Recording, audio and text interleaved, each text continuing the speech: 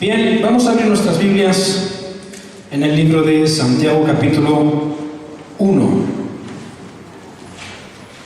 Seguramente todos conocemos este pasaje casi de memoria, pero seguramente algunos pueden estar confundidos acerca, porque en este pasaje que vamos hoy a leer, el apóstol Santiago habla de pruebas, habla de tentaciones, y a veces da la sensación de que es difícil diferenciar lo que es una prueba y lo que es una tentación. Ahora yo quiero preguntar, ¿cuántos han sufrido alguna vez alguna prueba en sus vidas? Pocos. Pues si has sufrido alguna vez prueba en tu vida, levanta la mano. Yo no sé si hoy estás en tiempo de prueba. ¿Cuántos son tentados o tentadas? Yo la levanto muy alto. Yo veo pocas manos levantadas, ¿eh? Aquí, a ver, los jóvenes, ¿tenéis alguna tentación vosotros en vuestras vidas? Todos somos tentados, ¿sí o no? Y todos somos probados. Déjame decirte una cosa, si todavía no has sido probado, no has vivido pruebas, te doy una buena noticia.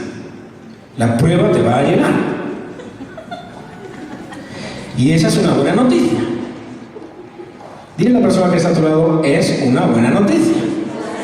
Cuando vengan pruebas, no gustan. ¿Verdad que no? No gustan las pruebas. No gustan las tentaciones.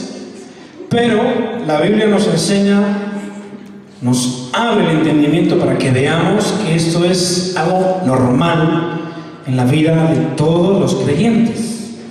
Una persona que no es creyente, pues no es capaz de discernir la tentación, porque para él o para ella es vivir en su hábitat. Es algo normal y corriente, e incluso en lo cual encuentran cierto placer disfrutando de ello. Pero a nadie les gusta pasar pruebas. Vamos a leer en el capítulo 1 de Santiago, verso 2. Escucha bien la sabiduría que viene de Dios. Hermanos míos, tened por sumo... A ver, quiero escuchar esas voces. Tened por sumo gozo cuando os halléis en diversas pruebas. Y yo me pregunto, ¿cómo es esto posible? Porque yo personalmente cuando estoy en pruebas me es muy difícil estar en gozo. Y yo seguramente que también sé que esto te ocurrirá a ti. Es difícil estar gozoso. Cuando uno está en diversas pruebas de cualquier índole, enfermo, porque los cristianos también se enferman, ¿verdad? Los cristianos también tenemos cáncer o enfermedades que pensamos que no nos van a tocar a nosotros. Los cristianos también pasamos momentos económicos difíciles, ¿sí o no? Los cristianos también estamos expuestos a la tristeza, al desánimo, a la amargura, ¿verdad? Y yo no sé cómo afrontarás tú las pruebas, pero normalmente, a una persona, mirando en los ojos, se le puede ver que está en prueba, porque está desanimado, está triste, está cabizbajo, y algunos en derrota. Pero aquí nos encontramos al apóstol Santiago que nos dice, hermanos, cuando os halléis en diversas pruebas, tened gozo, sabiendo que la prueba de vuestra fe produce paciencia. Mas tenga la paciencia su obra completa, para que seáis perfectos y cabales sin que os falte cosa alguna. Y luego ya comienza aquí el apóstol a hablar sobre sabiduría. Si alguno tiene falta de sabiduría, pídala a Dios. Yo esta mañana estaba leyendo un artículo en el periódico y había un filósofo que ya tiene 83 años que en una de sus frases decía: Dios ha renunciado a ser Dios. Filosofía. Y podemos ver, a pesar de que son hombres que han vivido en la tierra dejando un legado, podemos ver que son faltos de sabiduría porque creen que Dios ha dejado de ser Dios. Dios ha presentado su dimisión porque mira el panorama en el cual está el mundo, lleno de pecado, lleno de corrupción, y Dios dice: aquí presento mi dimisión y allá compóngansela ustedes como puedan. Dios ha dejado de ser Dios. Pero nosotros entendemos que Dios nos da sabiduría para saber que Dios sigue sentado en su trono y sigue gobernando la tierra y sigue esperando para que en su momento Dios pueda revelar su gloria a las naciones. Así que si no tienes sabiduría, pídesela a Dios, el cual da abundantemente y sin reproche. Ya comienza después el apóstol Timoteo y pasa de las pruebas, en el versículo 12, a hablar sobre algo que parece muy ligado a la prueba, pero que vamos a ver alguna diferencia con respecto a ella, que es la tentación. Dice: bienaventurado el varón que soporta ¿el qué? La tentación, porque cuando haya resistido la prueba, recibirá la corona de vida que Dios ha prometido a los que le aman.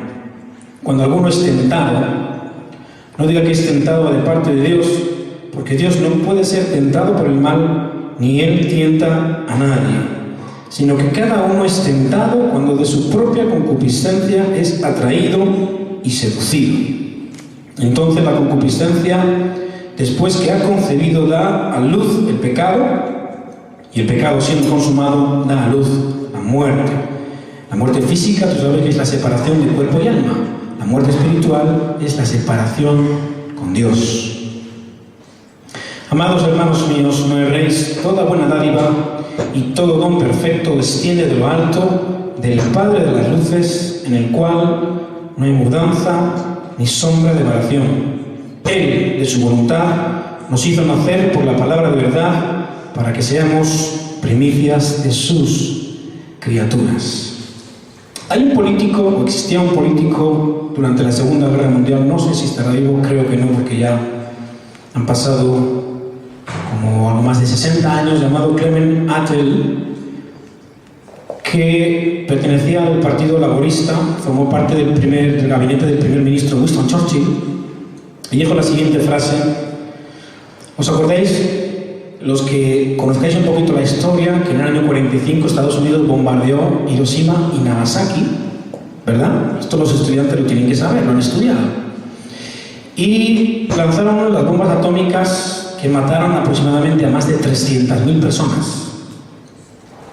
Y este político decía: el problema del mundo no es la bomba atómica, el problema del mundo es el propio hombre. Ya Jesús dejó también las claves cuando dijo cuál es la necesidad básica del hombre. Pues es necesario nacer de nuevo.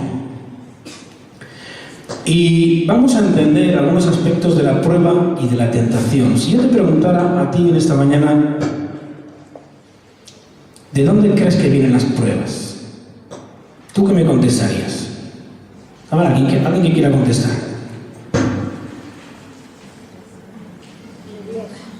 ¿De dónde vienen las pruebas? Si vemos, por ejemplo, la vida de Job. Job era un hombre perfecto, recto delante de Dios, un hombre con dinero. Él vivía su vida tan amablemente, tan agradablemente, pero estaba ocurriendo algo en la esfera espiritual que él no veía. Y en la esfera de lo espiritual dice que el diablo se presenta delante de Dios con los ángeles, y cuando Dios le dice: mira aquí mi siervo Job, recto, temeroso de Dios, y el diablo le dice: déjame que le toque. ¿Tú sabes que esto también ha hecho el diablo con respecto a tu vida? Cuando tú ves que las cosas te van bien, que estás dentro de un valle, que las cosas funcionan, tienes trabajo, tienes economía, tienes salud física, salud emocional, salud espiritual, todo está en orden, eres feliz, y de repente, sin comerlo ni beberlo, te ves zambullido en un problema, no sales de ese y viene otro, y no sales de ese y viene otro. Y es posible que en el mundo espiritual que no vemos, quizás el diablo esté pidiéndole permiso a Dios para meterse contigo. Es decir, como decimos los españoles, para tocarte las narices. Porque tú sabes lo que dice la Escritura, que el diablo viene a hurtar, matar y destruir.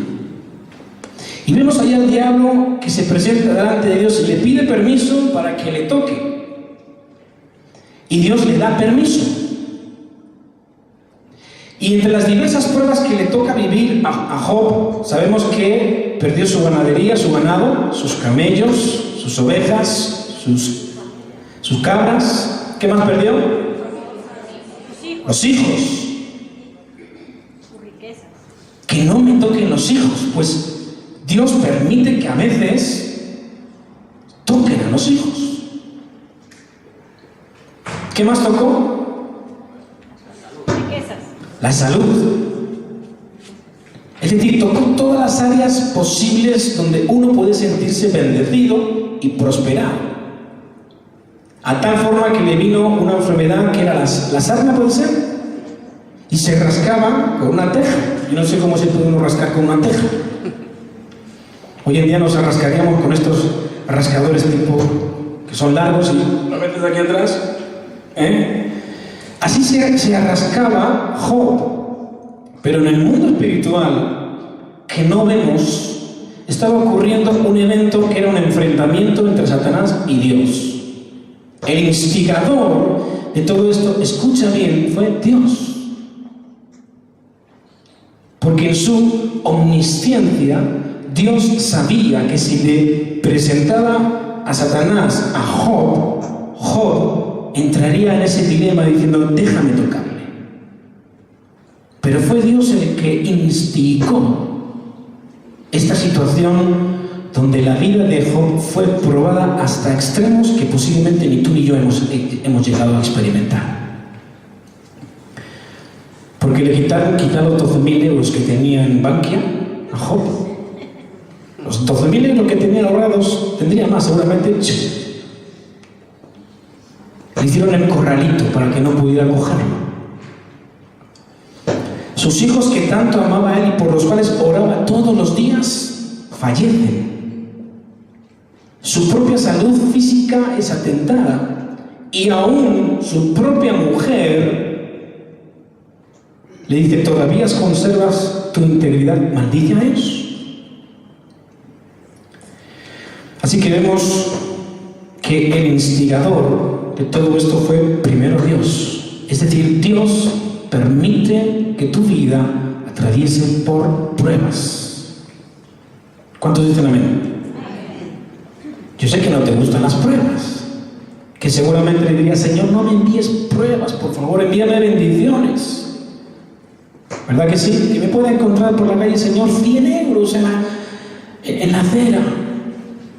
Pero las pruebas vienen. Ahora quiero decirte una cosa, es posible sacar provecho de las pruebas. Porque si tú lees este pasaje que hemos leído antes, ¿qué dice la Escritura? Que la prueba que produce, hay un fruto que produce, lee bien, paciencia. ¿Sabes lo que es la paciencia? Es la ciencia de la paz. Es la capacidad de estar tranquilo en medio de situaciones en las cuales otros estarían subiéndose por las paredes. Cuando atravesamos por pruebas, lo que Dios está pretendiendo hacer es formar nuestro carácter. ¿Escuchaste bien? Cuando Dios permite que tu vida pase por pruebas, es porque Dios está formando tu carácter. Gloria a Dios, por ese amén. Y yo he escuchado a lo largo de los años que llevo en el Señor, en muchas oraciones del culto, cuando estamos allí, gente que ora así, Señor, dame paciencia. ¿Tú lo has escuchado alguna vez? Otros que dicen, Señor, dame amor por porque que si no me das amor lo cojo del pescuezo. Pero escucha bien, cuando tú pides para paciencia, Yo no sé si sabes lo que estás pidiendo. Le estás pidiendo a Dios pruebas. ¿Escuchaste bien?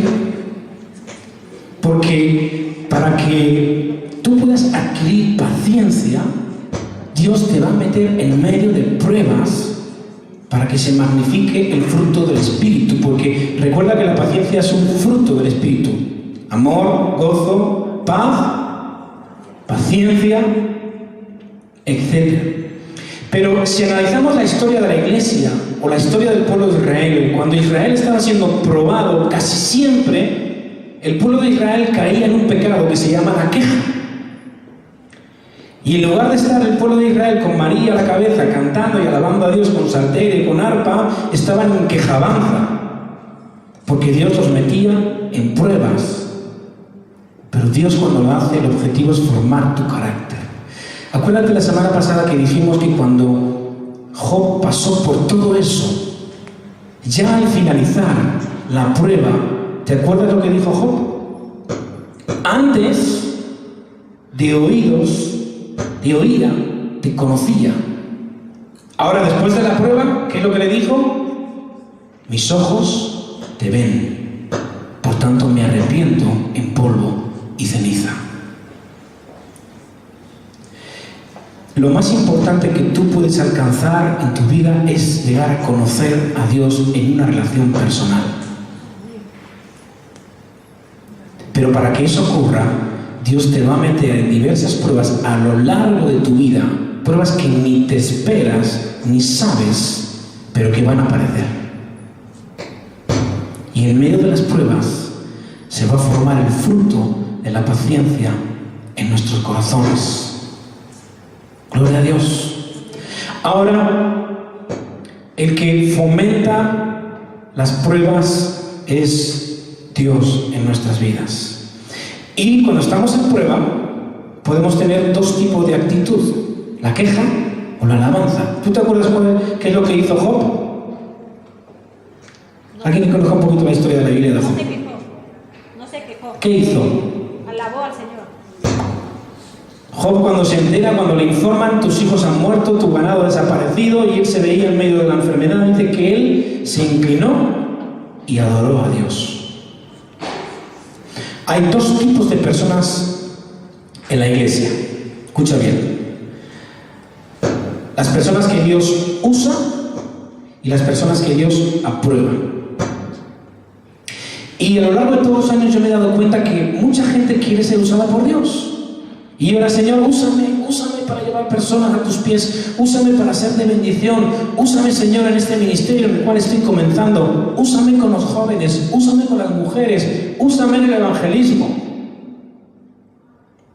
Pero escucha bien, antes de que Dios pueda usarte, Dios te tiene que poner, ¡pum!, el sello de la aprobación. ¿Escuchaste bien? Porque por desgracia hay muchos cristianos en las iglesias que no tienen el sello de la aprobación. Si tú lees en Hechos 2:22, está predicando Pedro y dice: varones hermanos, Jesús, varón aprobado por Dios.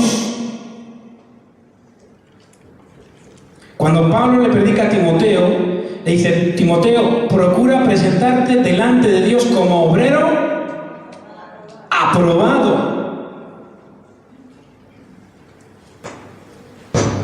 Si no aprendemos a aceptar las pruebas de parte de Dios en nuestra vida, si en medio de las pruebas no tenemos una actitud de decirle: Señor, no lo entiendo, no lo comprendo, no me gusta, pero lo acepto, porque sé que tú estás detrás de todo esto. Si no tenemos esa actitud, no esperes que Dios te use, porque no serás aprobado por Dios. No tendremos el sello de la aprobación de Dios. Fíjate lo que dice en Santiago 1:12. Quiero leerte otra versión que se llama, no sé si la tienes, la Nueva Traducción Viviente, que dice: feliz el hombre que persevera bajo la prueba, porque al resultar aprobado recibirá la corona de vencedor.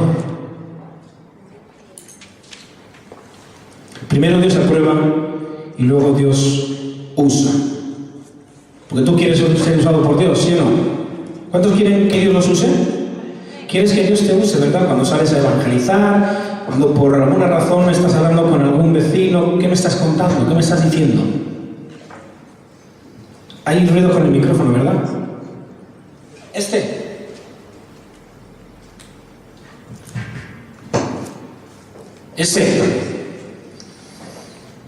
Cuando tú estás hablando con tus vecinos, con tus amigos, pues quieres que Dios te use, pero para que Dios te use, primero Dios se tiene que aprobar. Es decir, Dios se tiene que poner ese sello, no son los micrófonos, déjalo, da igual. Luego Santiago comienza a hablar acerca de la tentación. ¿Qué es una tentación? ¿Es una prueba? Porque, por ejemplo, acordémonos de Jesús, cuando dice la Escritura que fue bautizado por Juan el Bautista. Soy una voz del cielo que dice: este es mi Hijo, amado, en el cual tengo complacencia. Aparece el Espíritu Santo en forma de paloma. Y dice la Escritura que el Espíritu Santo lo lleva al desierto. ¿Para qué lo lleva al desierto? Para ser tentado. Pero si lo miras desde otra perspectiva, podemos decir que el Espíritu Santo lleva a Jesús al desierto para ser probado, para ser tentado. Parece que es lo mismo, ¿verdad? Pero lo que pasa es que en esta explicación de la Biblia, la palabra en el griego define tentación y prueba exactamente igual, pero el castellano hace un pequeño matiz de una diferencia. Pero si discernimos cómo obra Dios y cómo obra el diablo, podemos hacer una clara diferenciación entre lo que es prueba y lo que es tentación. Escucha bien, la prueba viene de parte de Dios. La tentación puede venir de parte del diablo. Cuando Jesús está en el desierto, dice que el diablo se le presenta y lo tienta. ¿Y qué le dice? Si eres hijo de Dios, haz que estas piedras se conviertan en pan. ¿Cuál fue la segunda? Si eres hijo de Dios, ¿cuál fue la segunda? Que se tirara por el barranco, porque iba a enviar a sus ángeles para que lo recogieran, ¿verdad? Y la tercera: si eres hijo de Dios, todo esto que ves, te daré si postrado me adoras. Entonces podemos ver claramente cómo hay una diferencia entre lo que es la prueba que viene de parte de Dios para formar nuestro carácter, para darnos paciencia, para darnos sabiduría, para arrancar todo aquello de nuestras vidas que no agradan a Dios, quitarlo del medio, pero que la tentación primero puede venir de parte del diablo. ¿Os acordáis la historia de José? Que era un hombre, dice la Biblia, apuesto, guapo. Lo venden los hermanos a los ismaelitas en Egipto. Por la gracia de Dios llega a la casa de Faraón. ¿Y qué ocurre en la casa de Faraón? Hay una mujer allí vestida de lino fino que cada día estaba tirando de la ropa de él. Yo no sé cómo reaccionarías tú si una mujer está todos los días tirando de tu ropa y diciéndote: acuéstate conmigo. O cómo reaccionarían las mujeres si viene Tom Cruise o alguno de estos tirando de tus vestidos diciéndote: acuéstate conmigo. Y podemos ver allí como hay dos ejemplos claros, ¿verdad?, de tentaciones en la vida de Jesús y en la vida de José. Pero aquí el profeta Santiago pasa a cavar todavía más profundamente cuando somos tentados. Y Santiago dice: cuando alguno es tentado, no diga que es tentado de parte de Dios, sino que de sus propias concupiscencias es atraído y seducido. ¿Saben lo que es una concupiscencia? ¿Alguien que me lo pueda decir? Pasiones desordenadas. Esos son concupiscencias. Te voy a poner un ejemplo claro. ¿Te acuerdas cuando el rey David estaba tranquilamente paseando por la terraza de su casa? ¿Verdad?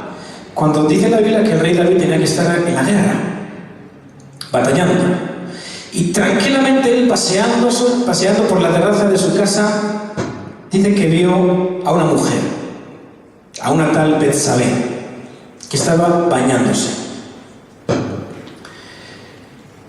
Y cuando él la vio a Betsabé, allí surgen sus pasiones desordenadas. Porque David era un rey que estaba casado, tenía hijos. Pero podemos ver a través de las Escrituras que el rey David comenzó a batallar con sus pasiones desordenadas. Yo no sé si a ti alguna vez te ha pasado. Seguramente te ha pasado, porque todos tenemos pasiones que están desordenadas allí, secretos que nadie ha visto, que pensamientos que tenemos, pero que son tentaciones. Quizás mirando a otras mujeres, quizás mirando a otros hombres, quizás codiciando lo ajeno, porque hay muchos que son amigos de lo ajeno y quieren tener lo que no es suyo. Pero estamos viendo tres ejemplos claros de Jesús tentado en el desierto, José tentado por la mujer de Potifar y el rey David tentado cuando surgen de sus propias pasiones desordenadas el deseo de querer estar con la mujer de otro hombre. Y vemos el ejemplo de lo que ocurrió en estas tres situaciones.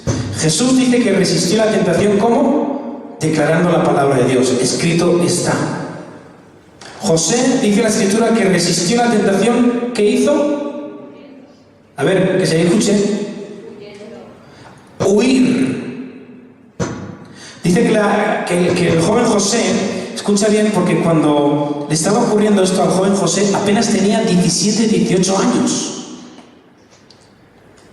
Era muy joven, el José, el hijo de Jacob.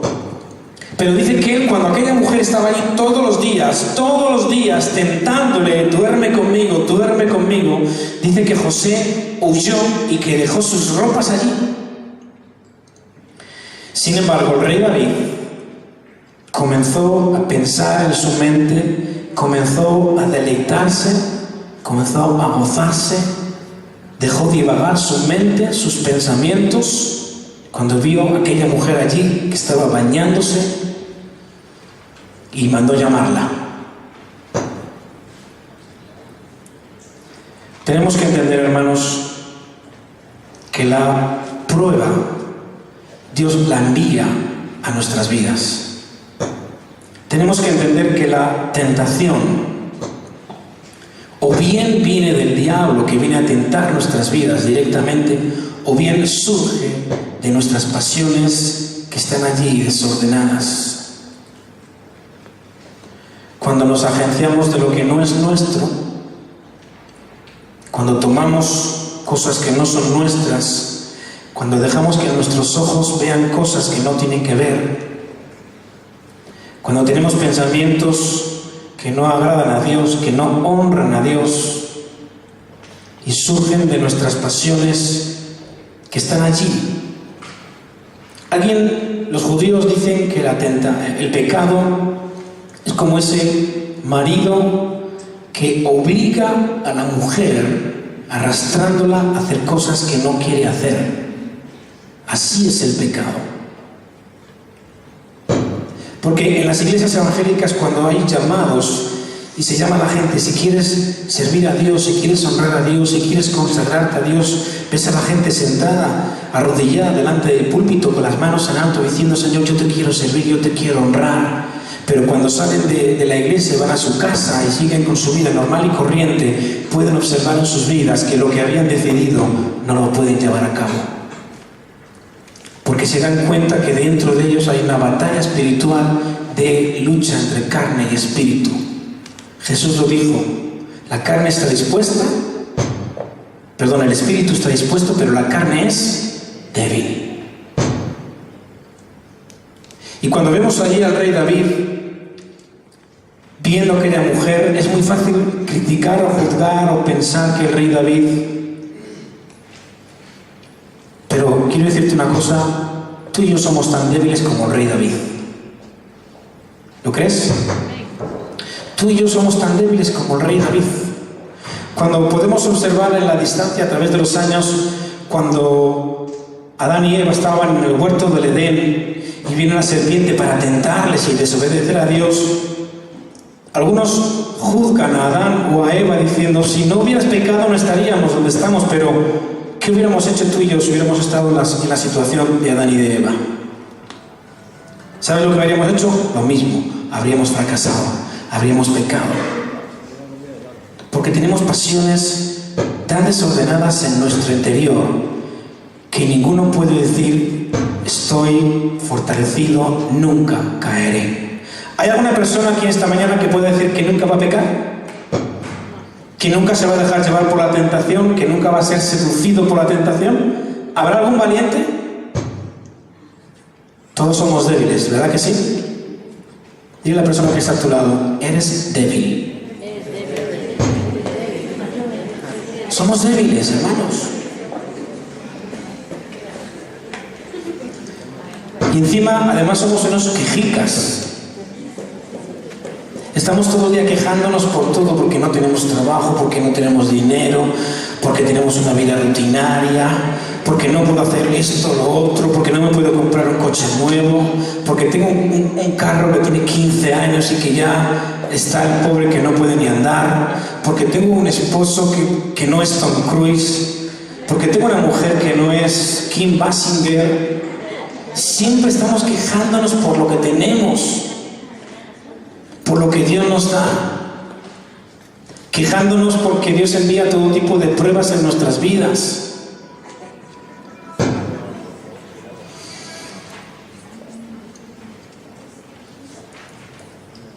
Y escucha bien, ante la tentación podemos resistir por un tiempo. Quizás tú te has visto tentado o tentada y puedes imaginarte qué tipo de tentación has sufrido en los últimos días o los últimos meses, y quizás digas: bueno, he sufrido la tentación, estoy en victoria. Pero mira, te voy a dar una buena noticia: mañana va a haber una tentación y vas a fracasar. Tú lo sabes. Porque podemos aguantar ciertas tentaciones, pero llega un momento en que todos pecamos. Todos pecamos. Bien sea de palabra, bien sea de pensamiento, bien sea con obras, con hechos. Todos pecamos. Y el que se dio cuenta de todo esto fue el apóstol Pablo. Porque el apóstol Pablo, vamos a leerlo en Romanos capítulo 7, versículo 23.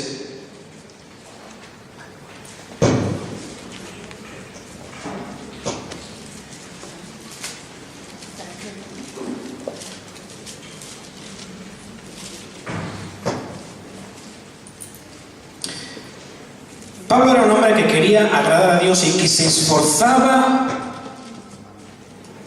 de tal manera que buscaba en todo tiempo honrar. Pero Pablo era consciente de sus debilidades. Y escucha lo que dice Pablo en Romanos 7:23.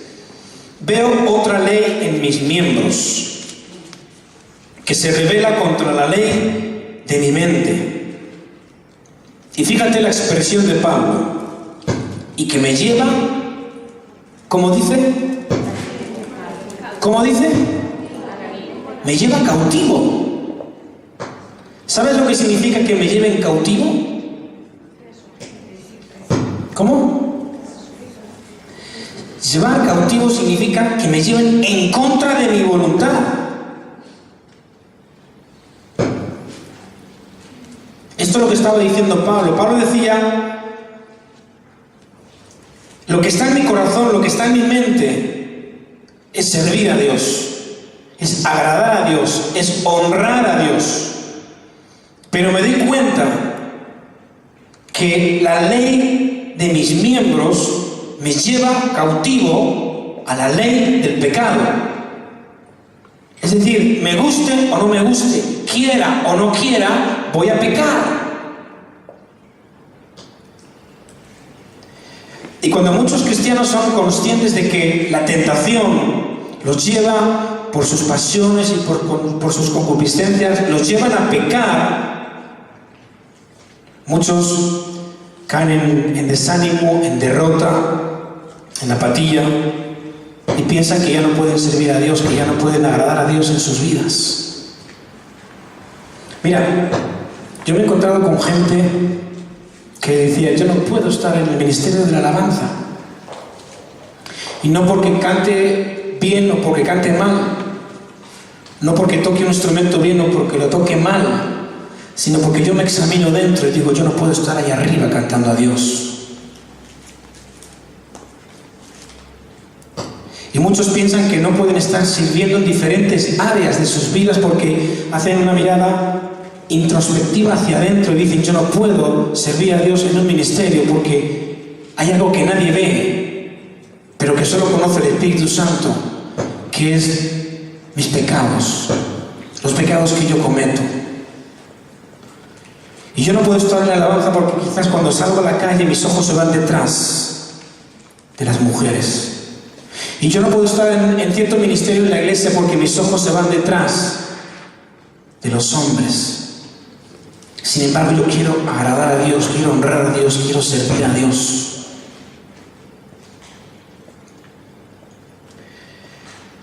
Y eso es lo que decía Pablo, pero escucha bien, Pablo también tenía tentaciones. ¿Verdad que sí? ¿Tú crees que Pablo tenía tentaciones? ¿Tú crees que Santiago tenía tentaciones? ¿Tú crees que Jesús tuvo tentaciones? Todos sufrimos tentaciones, todos sufrimos pruebas. Y cuando nos vemos en tentaciones, algunas las podemos vencer, pero otras no las podemos vencer. ¿Qué harás? Hermano, de verdad te digo, he conocido gente que me ha dicho, Miguel, no puedo estar en la alabanza porque mis pecados me condenan. Pero déjame decirte una cosa, no solamente cantamos los que estamos aquí arriba, en el ministerio de la alabanza. Cuando tú estás allí, sentado, sentada, también estás formando parte del ministerio de la alabanza. ¿Escuchaste bien? ¿Amén? Y si tú no puedes estar aquí arriba, tampoco puedes estar ahí abajo. Pero déjame decirte una buena noticia. Tú puedes estar aquí arriba y puedes estar ahí abajo solamente por la gracia de Dios. ¿Escuchaste bien? Solamente por la gracia de Dios. Porque el apóstol Juan dijo, hijitos míos, no pequéis. Y si alguno peca, abogado tenemos para con el Padre, a Jesucristo. Gloria a Dios. Amén. Así que Pablo era consciente de que él podía vencer tentaciones. Hermano, hermana, tú puedes vencer tentaciones. Claro que sí. Pero va a haber tentaciones en tu vida que no vas a poder vencer. Es más, posiblemente hoy seas consciente de que hay una área concreta en el que vives en derrota. Posiblemente todos. Y yo también. Hay áreas en nuestras vidas, en concreto, que siempre vivimos en derrota.